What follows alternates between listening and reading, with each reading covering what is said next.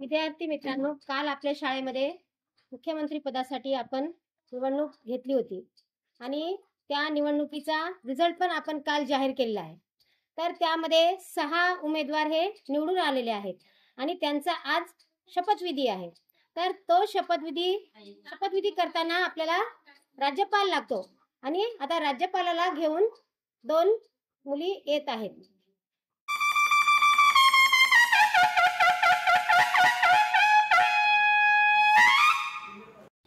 निवडून आलेल्या मंत्र्यांना शपथ देण्यासाठी राज्यपाल व्यासपीठावर आलेले आहेत.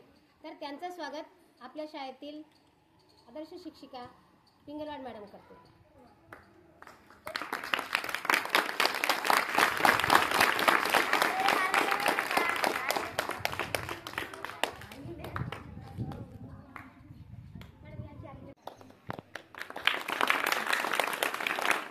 मी जिल्हा परिषद शाळा रुई धानोरा चा मंत्री म्हणून अशी शपथ घेते की मी मंत्री म्हणून दिलेल्या जबाबदारी प्रामाणिकपणे पार पाडेल. शाळेच्या विकासासाठी मी झोकून देईन. काम करेन. कामात कोणताही भेदभाव न करता योग्यरित्या काम पार पाडेल.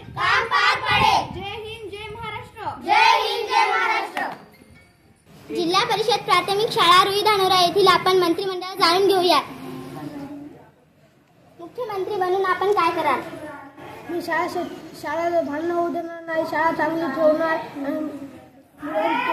शाळेमध्ये मुलांना शिस्तीत वागणं सांगणार. गणवेश घालायचा सांगेल.